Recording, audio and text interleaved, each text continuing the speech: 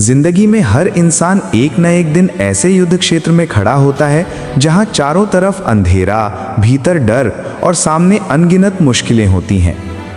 उस वक्त मन बार बार पूछता है कि क्या मैं कर पाऊंगा? कौन मुझे भरोसा दिलाएगा कि मैं अकेला नहीं हूं?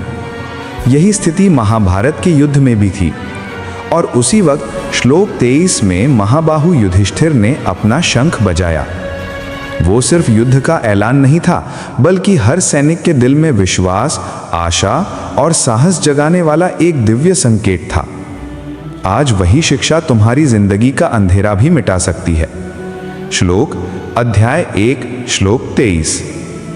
तत्रोस्तथ्य स्थितान् भानुं धृष्ट्वा कुंती सुतः परः युधिष्ठिरो महाबाहुः शंखं दद्मौ प्रहर्षयन्।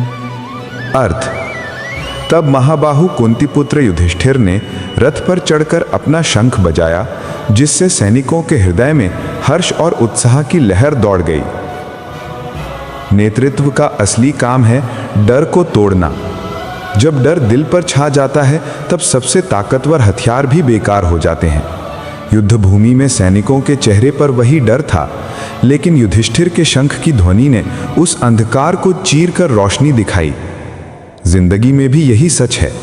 परीक्षा का तनाव, नौकरी का दबाव, कारोबार की हानि या पारिवारिक संकट, ये सब हमें अंदर से तोड़ देते हैं। उस वक्त परिवार का बड़ा, टीम का लीडर या दोस्त अगर दृढ़ आवाज में कह दे कि डर मत, मैं साथ हूं, तो पूरा माहौल बदल जाता है। गीता सिखाती है कि नेता वही है जो डर को तोड़े, साहस जगाए। नेता सिर्फ आदेश नहीं देता, आश्वासन भी देता है। युधिष्ठिर का शंख केवल युद्ध की शुरुआत का संकेत नहीं था, वो हर सैनिक को दिल से ये भरोसा दिला रहा था कि तुम अकेले नहीं हो, मैं भी साथ हूं। नेतृत्व का असली इम्तिहान यही होता है। अगर कोई नेता सिर्फ कहे कि जाओ लड़ो, तो लोग जल्दी थक जाते हैं। लेकिन जब वही नेता सामने आकर कहता है कि मैं तैयार हूं, मैं लड़ूंगा, तो लोग अपने अंदर छिपी ताकत को पहचानते हैं। जीवन में भी परिवार और टीम में नेतृत्व का मतलब है सबसे पहले दूसरों के दिल में भरोसा जगाना। उत्साह संक्रामक होता है। युधिष्ठिर के शंख की गूंज ने पूरी सेना में आग जला दी। एक ही ध्वनि ने उनके मन से डर मिटाकर हिम्मत भर दी। जिंदगी में भी हम रोज देखते हैं कि अगर तुम उदास, हताश और कमजोर रहोगे, तो तुम्हारे परिवार और टीम पर भी वही असर पड़ेगा। लेकिन अगर तुम मुस्कान और आत्मविश्वास के साथ कहो कि हम कर सकते हैं, तो वही ऊर्जा सब में फैल जाएगी।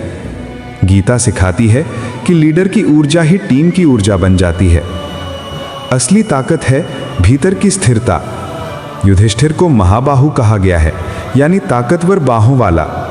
लेकिन उनकी असली शक्ति सिर्फ बाहुबली होना नहीं था, बल्कि उनका शांत स्वभाव और अटूट धैर्य था। युद्ध के भयावह माहौल में भी वो शांत रहे, और वही शांति सैनिकों के दिल में उतर गई। जीवन में ताकत का मतलब सिर्फ बाहरी शक्ति नहीं, बल्कि निर्णय लेने की क्षमता, धैर्य और स्थिर मन ही असली शक्ति है। सही समय पर सही संकेत देना ही आधी जीत है।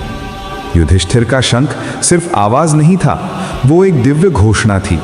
उसने अपने सैनिकों में आत्मविश्वास भरा और शत्रु के दिल में भय डाल दिया। जिंदगी में भी हम ऐसी स्थितियों का सामना करते हैं जहां सब लोग चुप रहते हैं, कोई निर्णय नहीं लेता।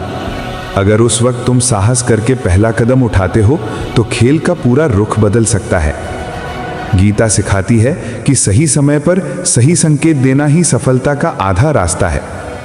श्लोक 23 हमें सिखाता है कि सही नेता वही है जो डर को तोड़े, आश्वासन दे, उत्साह फैलाए, शांति बनाए रखे और सही समय पर सही संकेत दे।